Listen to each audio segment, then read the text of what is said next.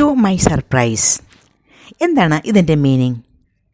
അൺഎക്സ്പെക്റ്റഡായിട്ട് പല കാര്യങ്ങളും സംഭവിക്കാറില്ലേ? അൺഎക്സ്പെക്റ്റഡായി സംഭവിക്കുന്ന കാര്യങ്ങൾ പറയുമ്പോൾ നമുക്ക് ടു മൈ സർപ്രൈസ് എന്ന എക്സ്പ്രഷൻ ഉപയോഗിക്കാം. ഒരു സെൻറ്റൻസ് ഞാൻ പറയാം.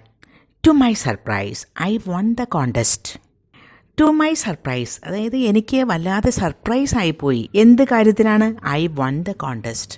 ഞാൻ കോൺടെസ്റ്റ് മത്സരം ജയിച്ചു.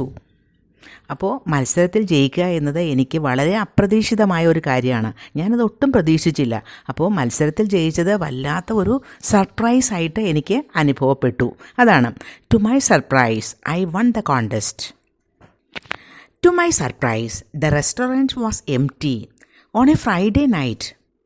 ഫ്രൈഡേ നൈറ്റിൽ ഞാൻ എക്സ്പെക്റ്റ് ചെയ്യാത്ത ഒരു കാര്യം സംഭവിച്ചു. അതെന്താണ്? The restaurant was empty.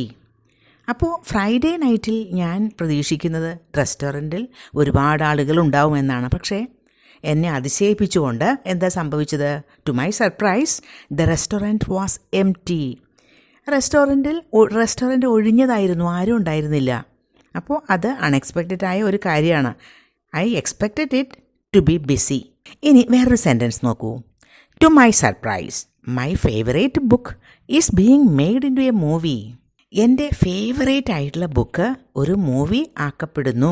അത് ഞാൻ ഒട്ടും പ്രതീക്ഷിക്കാത്തൊരു കാര്യമാണ്. വളരെ അൺഎക്സ്പെക്റ്റഡായ ഒരു സംഭവമാണ്.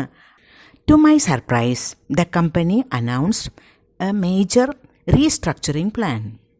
വളരെ അൺഎക്സ്പെക്റ്റഡായിട്ട് കമ്പനി ഒരു കാര്യം ചെയ്തു. അതെന്താണ്? Announced a major restructuring plan. Company ഒന്ന് പുനഃക്രമീകരണം നടത്താൻ പോകുന്നു എന്ന അവരുടെ പ്ലാൻ അനൗൺസ് ചെയ്തു, അവർ പ്രഖ്യാപിച്ചു എന്നാണ്. അത് ടു മൈ സർപ്രൈസ് എന്ന് പറഞ്ഞാൽ അൺഎക്സ്പെക്റ്റഡ് ആയിട്ടാണ് അത് സംഭവിച്ചത്. ഒരു സെൻറ്റൻസ് കൂടി. To my surprise the movie was really good. ആ മൂവി വളരെ നല്ലതായിരുന്നു. അത് ഒരു സർപ്രൈസ് ആയിരുന്നു എനിക്ക്. ഞാൻ അങ്ങനെ പ്രതീക്ഷിച്ചില്ല എന്നാണ് അതിനർത്ഥം. അപ്പോൾ ടു മൈ സർപ്രൈസ് എന്നത് കൂടുതൽ സെൻറ്റൻസസ് ഉണ്ടാക്കി പ്രാക്ടീസ് ചെയ്യൂ.